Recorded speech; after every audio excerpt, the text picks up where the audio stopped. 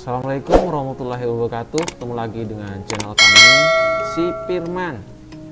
Pada kesempatan kali ini saya akan menjelaskan tentang remisi lainnya. Nah, remisi lainnya ini adalah remisi selain remisi umum dan remisi khusus. Kita langsung saja ya. Selain remisi umum dan khusus, narapidana dan anak dapat diberikan remisi kemanusiaan, remisi tambahan, dan remisi susulan. Kita bahas satu-satu ya, dari remisi kemanusiaan dulu. Remisi kemanusiaan ini dapat diberikan oleh menteri kepada narapidana dan anak untuk kepentingan kemanusiaan. Namanya saja remisi kemanusiaan ya. Nah, pemberian remisi kemanusiaan ini dikecualikan terhadap narapidana yang dipidana karena melakukan tindak pidana terorisme, narkotika dan prekursor narkotika, psikotropika, korupsi, kejahatan terhadap keamanan negara, kejahatan hak asasi manusia yang berat, kejahatan transnasional terorganisasi. Jadi di sini kalau masuk dalam PP 99 ini tidak bisa mendapatkan remisi kemanusiaan ini. Misal tipikor sudah sepuh ingin mendapatkan remisi kemanusiaan, ini tidak bisa ya. Nah, tapi kalau bukan tipikor, misal kriminal biasa dan bukan yang disebutkan ini tidak termasuk dalam PP 99, maka itu bisa mendapatkan remisi kemanusiaan ketika usianya sepuh. Tapi ada penjelasannya nanti. Kita lanjut ya.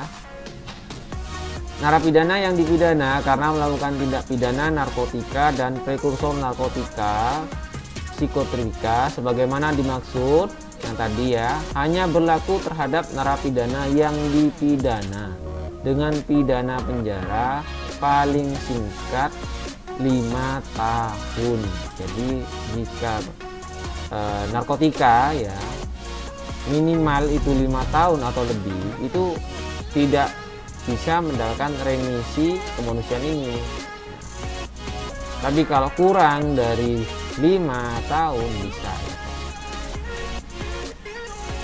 Oke, sekarang untuk narapidana, remisi atas dasar kepentingan kemanusiaan ini diberikan kepada narapidana yang pertama yang dipidana dengan masa pidana paling lama 1 tahun, jadi maksimal 1 tahun ya pidananya. Yang kedua ini yang berusia di atas 70 tahun. Jadi jika 70 tahun atau lebih pidananya itu 1 tahun, itu bisa mendapatkan ya.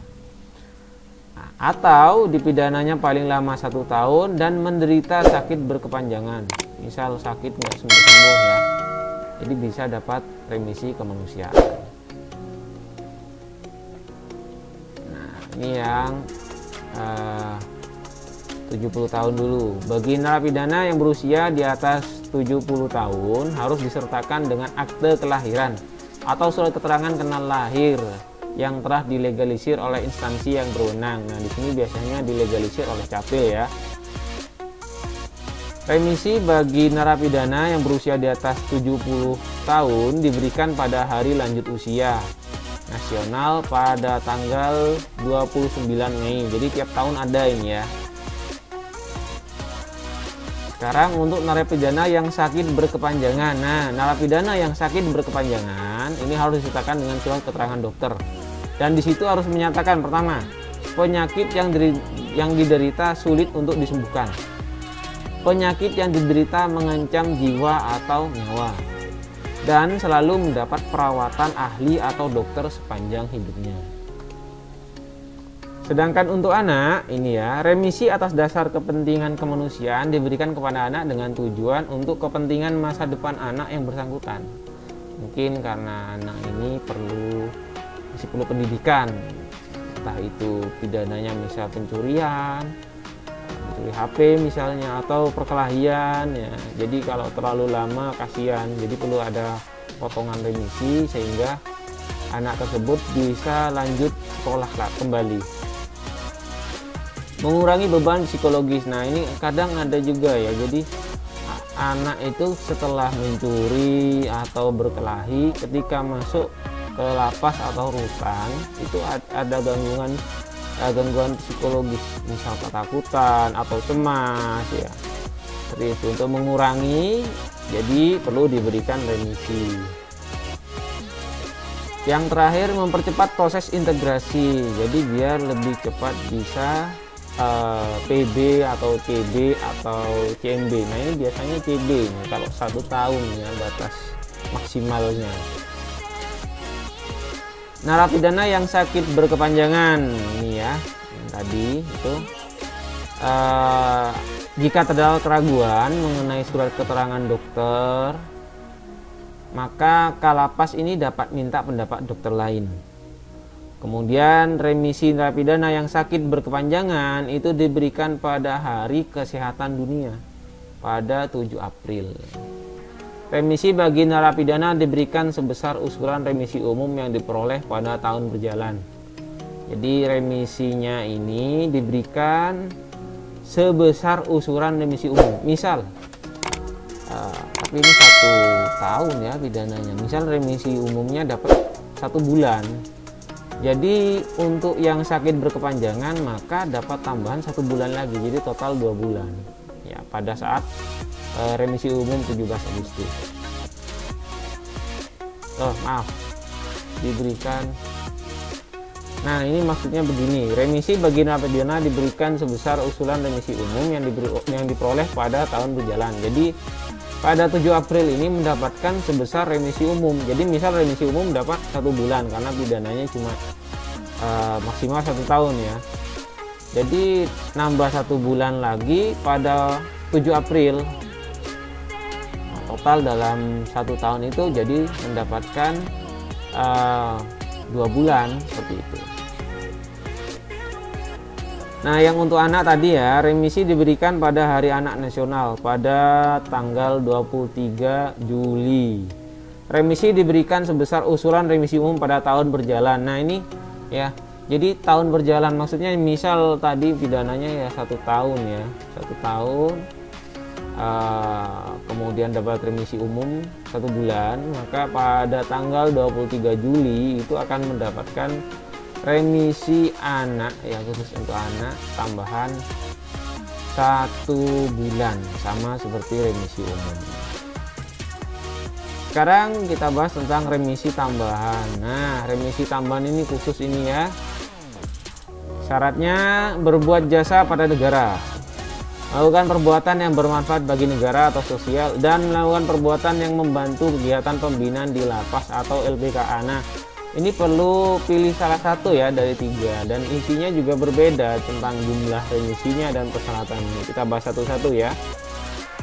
Pertama yang berbuat jasa ya, berbuat jasa pada negara dibuktikan dengan keputusan pemberian penghargaan oleh pemerintah.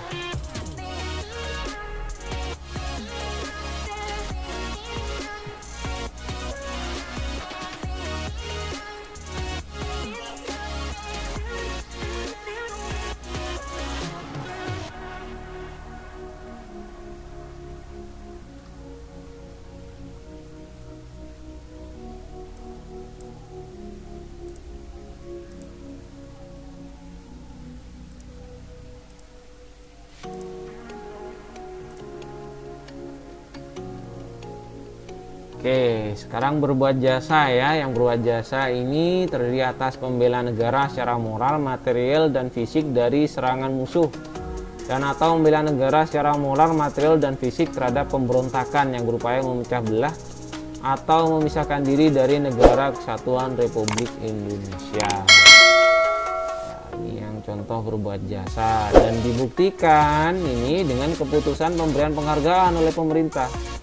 Ini selama saya dinas di lapas ini belum nemu yang ini ya, kurang tahu, mungkin untuk yang senior sudah pernah menemukan yang seperti ini. Kita lanjut sekarang ya. Nah untuk yang selanjutnya, berbuat yang bermanfaat bagi negara atau sosial. Melakukan perbuatan yang bermanfaat bagi negara atau sosial itu terdiri atas menemukan inovasi yang berguna untuk pembangunan bangsa dan negara Kesatuan Republik Indonesia, berdedikasi tinggi dalam pengembangan organisasi atau lembaga sosial yang bertujuan untuk pengembangan kesadaran berbangsa dan bernegara, ikut serta menanggulangi akibat yang ditimbulkan oleh kerusuhan, huru-hara, bencana alam terhadap lapas atau wilayah sekitar. mendonorkan darah bagi orang lain yang membutuhkan, dan atau mendonorkan organ tubuh bagi orang lain yang membutuhkan. Nah, dari kelima yang ada di sini itu yang pernah saya tahu ini yang keempat. Yang keempat ini memang pernah ada. Tapi untuk yang sisanya ini saya belum pernah menemukan, tapi ini ada di permennya dibahas masalah ini.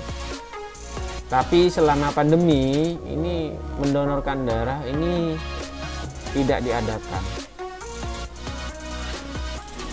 Nah, untuk buktinya ya, penemuan inovasi ini buktinya sertifikat paten atau piagam penghargaan dari pemerintah. Sedangkan yang berdedikasi tinggi ini dalam pengembangan organisasi atau lembaga sosial, buktinya ada piagam penghargaan yang diberikan oleh Presiden, Ketua Majelis Permusyawaratan Rakyat atau MPR, kemudian DPR, Menteri atau pejabat setingkat menteri. Ini susah ini ya. Mudah-mudahan ini susah.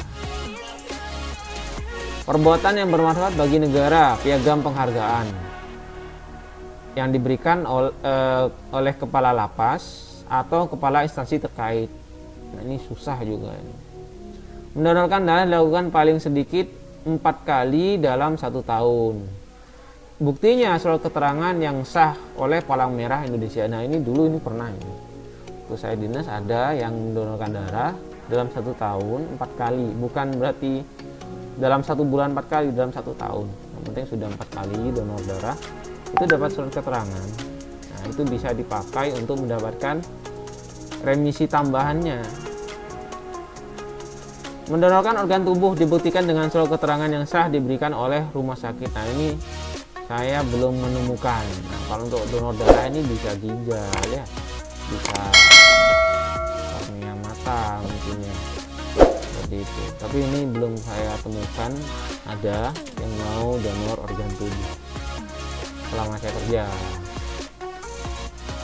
Melakukan perbuatan yang membantu kegiatan pembinaan di lapas atau LPKA ya. Nah, ini banyak nih. Melakukan perbuatan yang membantu kegiatan pembinaan di lapas atau LPKA dibuktikan dengan menjadi pemuka di lapas atau koordinator kegiatan di LPKA. Nah, pemuka kalau di lapas, koordinator kegiatan kalau di LPKA. Ini ada ini. Sampai sekarang masih ada juga dan prakteknya masih jalan. Kalau yang tadi mendonorkan darah itu prakteknya sementara tidak jalan, takut ada penyebaran COVID-19 ya, lagi pandemi. Pengangkatan pemuka atau koordinator ditetapkan oleh kepala lapas berdasarkan rekomendasi tim pengamat pemasyarakatan. Nah, untuk yang pembahasan lebih lanjut tentang pemuka ini akan saya bahas di video yang lain ya.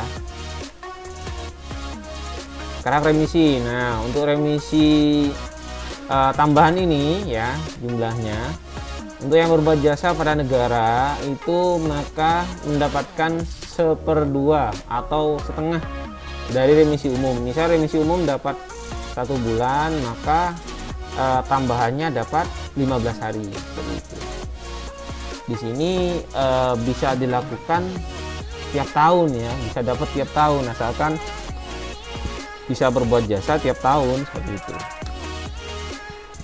Pemberian remisi tambahan bagi narapidana atau anak pemuka diberikan sebesar 1/3 dari remisi umum yang diperoleh pada tahun berjalan. Nah, ini dapatnya ketika jadi pemuka ya atau koordinator untuk anak itu dapatnya 1/3 dari remisi umum. Misal remisi umumnya ini dapat 3, berarti dapat tambahan 1 bulan. Dari 3 bulan remisi umum, maka pada saat penerimaan remisi umum ada tambahan remisi tambahan sebanyak 1 bulan seperti itu.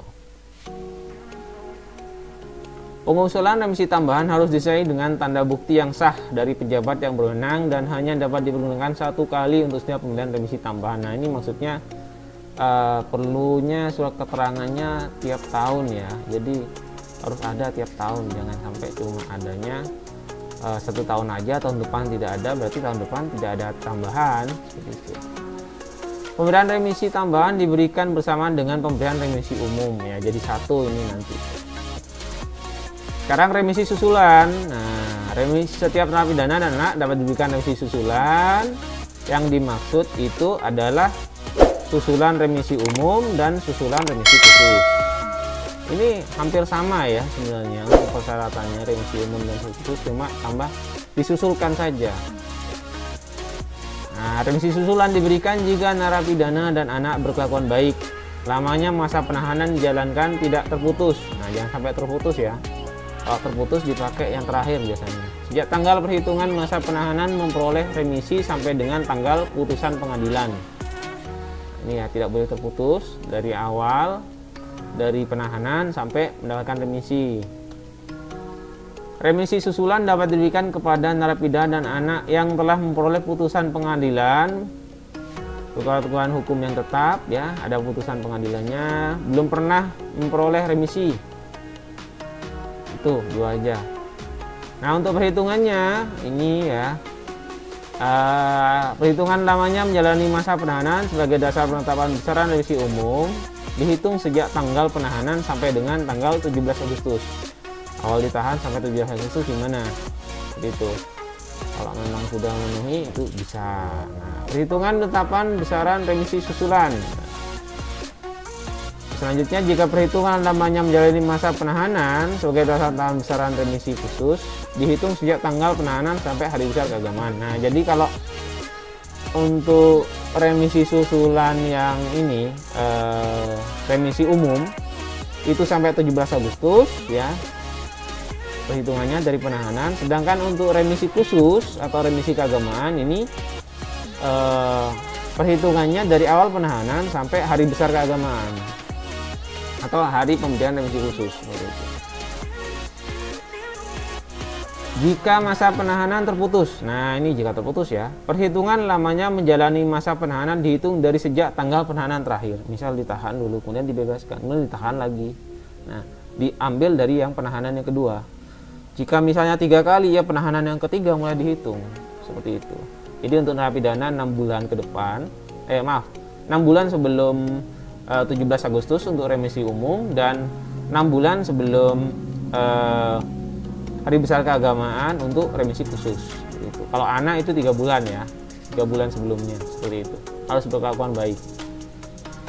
Lamanya menjalani masa penahanan rumah dan masa penahanan kota tidak diperhitungkan sebagai masa penahanan dan pemberian remisi susulan. Nah ini, jadi daripada mengajukan penahanan rumah atau penahanan kota, lebih baik ikuti penahanan yang diminta oleh penyidik atau ada di lapas saja atau rutan saja, lebih baik daripada di rumah atau kena tahanan kota. Itu tidak dihitung penahanannya, jadi tidak bisa mendapatkan remisi. Ketentuan remisi umum susulan diberikan kepada narapidana. Nah ini ya, 1 bulan bagi narapidana yang pada tanggal 17 Agustus telah menjalani masa penahanan paling singkat 6 bulan sampai dengan 12 bulan. Jadi kalau 6 bulan sampai 12 bulan itu ya, terhitung itu sampai pada 17 Agustus ke belakang 6 bulan atau 12 bulan, itu kenanya tambahannya 1 bulan. Kemudian 2 bulan bagi narapidana yang telah menjalani masa penahanan lebih dari 12 bulan. Misal ditahan selama lebih dari 12 bulan, terhitung dari tanggal 17 Agustus ya sampai 17 Agustus, maka mendapatkan 2 bulan remisi. Nah, besaran pemberian remisi pada tahun berikutnya sesuai dengan ketentuan peraturan perundang-undangan. Jadi ada peraturannya ini yang lebih paham registrasi.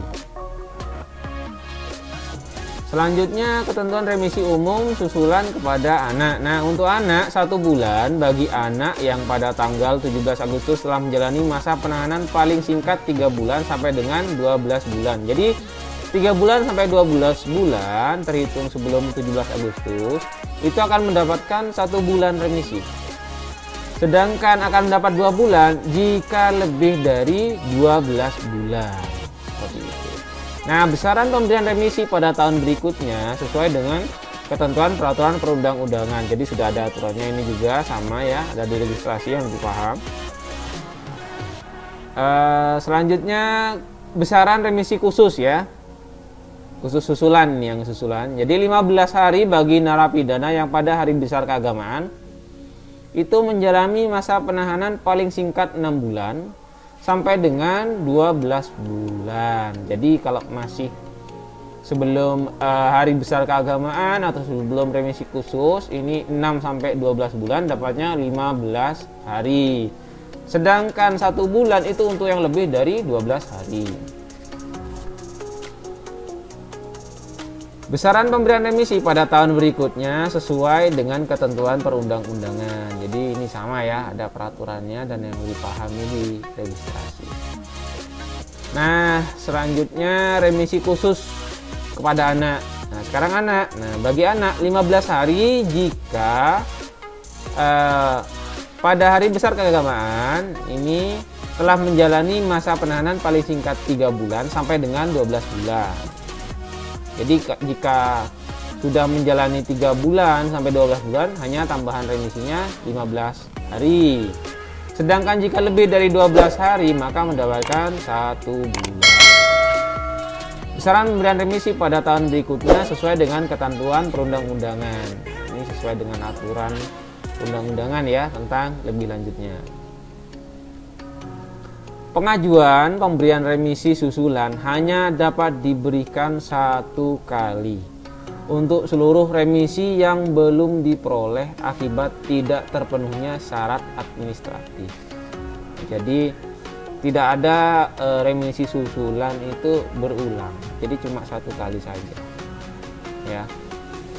Nah, sedangkan nanti selanjutnya ya silakan ikuti aturan yang ada, jangan buat pelanggaran ya kepada keluarganya yang di lapas atau rutan. Beritahu jangan buat pelanggaran jika ingin mendapatkan remisi susulan, jika ingin mendapatkan remisi khusus atau remisi umum, karena remisi susulan hanya dapat 1 kali saja.